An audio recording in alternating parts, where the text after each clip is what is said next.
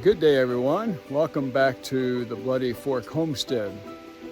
I want to take a couple little short tours of our gardens, the kitchen garden and also our upper garden, and talk about food production. One of the necessary skills if you're a prepper, and if you don't have this skill, well, good luck to you. You know how long the Depression was? From 1929 to 1939, this country went through a depression.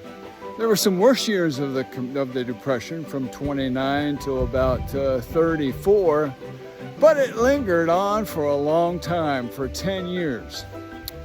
And as a prepper, I'm wondering, do you want to eat your dehydrated food for 10 years? I know some of you think that the absolute worst is going to happen and I'm going to need that. When, you might be right. But my thing is, you have to know how to produce some food. You have to produce it. You have to garden. Gardening is a necessary skill, and you can do that wherever you are. Even if you live in an apartment, you can produce microgreens. You can have some patio plants in containers. You can do sprouts, different things. Or you can participate in a community garden, even if you have no space. Or if you just had a raised bed or two, it can make such a difference. Skills. Gardening is the most important skill, I believe, for food. For food security. I don't think you can ultimately have a lot of food security apart from gardening skills. You certainly can't depend on the store every time you go there. If you can afford it, if you have a median income and below, you probably won't be able to afford it. It's tough. Learn those skills. Learn the simple skills of gardening. Start small. You will learn through trial and error, and sometimes it's a lot of trials. But it's so important to know the skill of gardening. Go with me as we talk about gardening a little bit. Thinking of food production, these particular raised beds, they're 4x10s. They produce all of our green stuff that we eat primarily for the year. This one right here is covered right now because I have lettuce growing under it. And so it doesn't get too hot or too much eaten up by bugs. I keep it covered right now, but there's some lettuce we can actually start eating out of it. This will be a little bit later in the season. We'll be putting some spinach here. And then we have another bed in this direction that I'm going to put some mesclun mix. Mesclun mix does real well. And this we'll be eating out of probably up until January if I keep it covered, and I can even double cover it. And it will provide us with some good lettuce for salads, greens for salads for a long time. Hey, I'd like to welcome you back to the Bloody Fork Homestead. And today I want to talk about food production a little bit. One of the important P's that we have, we looked at procuring food the last time, and that's one way you can do it, but it's tough. It's expensive at the store, and it doesn't go very far. But producing your own food is so important. And I just want to share a little bit what we produced this year. And we do this particular garden up here. We do it for farmers market, but we do it primarily for us too. But we have used a lot of this kale and the collards over here, and used it at farmers market this year, and it's gone a long way. It's good to have some fresh greens, but pretty soon a lot of this is going to go for the goats, because until the fall we'll have another crop of it going. But succession gardening, especially if you're wanting to have fresh veggies for as long as possible. We try to keep something going all the time. Over here I had something else planted, but then followed up with some tomatoes. There's some cherry tomatoes. I had a row of spinach going through here before I replanted it with tomatoes, and we have Swiss chard in the back here. It's just about done for this year too. So succession gardening, always following up with something else as you garden. Here is our perennial bed, a couple of them with asparagus. We have an asparagus bed over here. This is about 2 years old. Next year we'll be harvesting it. We harvested a little bit this year, but again, following up. Over here we had some carrots growing. After the carrots were done, we followed it up with some tomatoes. Lots of tomatoes, both of the small pear tomatoes over here and larger heirloom tomatoes over here. But it's important to keep it going. There's plenty of food that you can produce during the summer for the whole year. This is butternut squash, and this is actually the second planting of butternut squash. I'm going to train to go up the fence over here, and it should still produce some this year. And this had a row of peas on it before, but I think I'll put some more squash over here on this side. But succession planting, keeping it going. Down here we have our squash bed.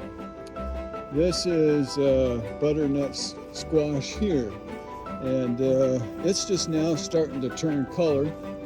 With butternut squash, you really want to wait till like the vine dies down and they turn a fleshly colored when they're ready to go. They get a nice thick skin because it's a winter squash. It'll store a lot longer if you let it go longer, and there's some nice ones in here. Looking forward to that, having some good butternut squash. And again, we'll have a few beds of that.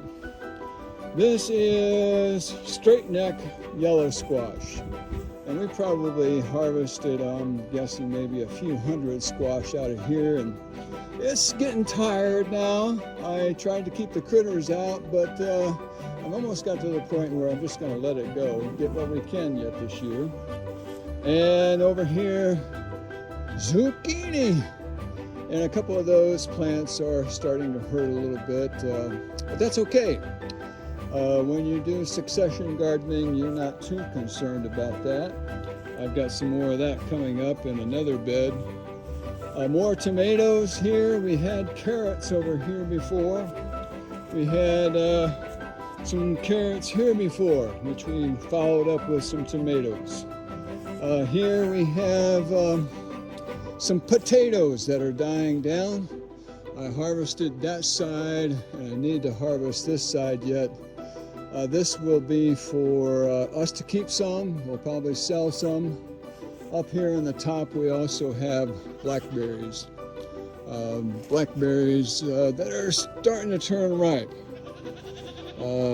turning black. They're delicious. I have blackberries going all the way across. This side of the garden, we also have okra, which is starting to come up pretty good now. Got two varieties of it. One is a reddish variety, and then the Clemson spineless on this side, okra. They're just now starting to bloom. And below it, I just kind of developed a new row over here. I have some Ukrainian tomatoes.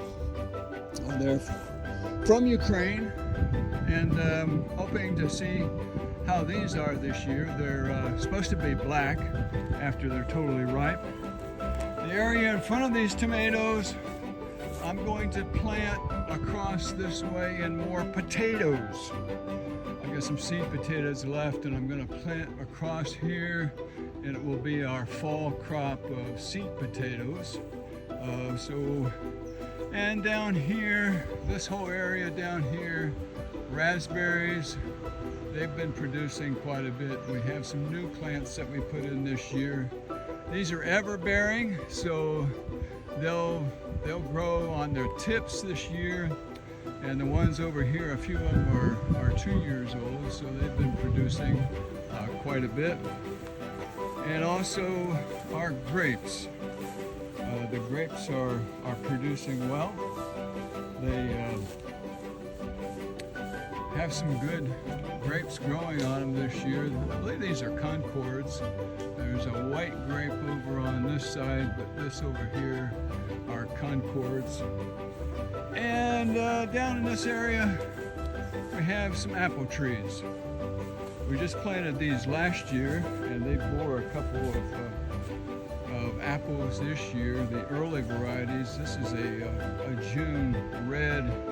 It had a few apples on it this year. They're delicious. And over on this side, green bean row. We've canned a bunch of these. And this is the same row that I did another video on. Don't freak out when green beans get attacked by bugs. And the reason for that is, hey, they outgrow it. And these are producing more than what we can keep up with. And you who grow green beans, you know how that is. I have some indeterminate grapes over here, or I should say tomatoes, and they've kind of drooped over the way I tried to stake them, and there are a lot of tomatoes in there, a lot of cherry tomatoes. We're looking forward to those. Our peppers going across this way, we are just starting to eat some of these. And down here in this row, I have some straight A cucumbers and some more yellow squash, the straight type. The other ones will pretty much be done, and then these will take over in production. Going across, and more straight A cucumbers going all the way across this way, used for canning primarily. But the idea is, again, succession planning. Keep it going. There's more than enough food here for the year for 2 people. And that's one reason why we're also selling it at the farmer's market. But you can scale it to your own needs. Your garden can provide you with all the veggies you need for the year. You can probably grow out of your garden for 8 or 9 months, depending on where you live, and then you can preserve it. You can preserve everything you need after that. But producing with your own hands. It's actually the fertile earth that produces for us. We just cooperate with it. We try to enrich the soil. When we do that, it makes such a big difference. Well, let me encourage you, keep gardening. It makes such a big difference in the food budget.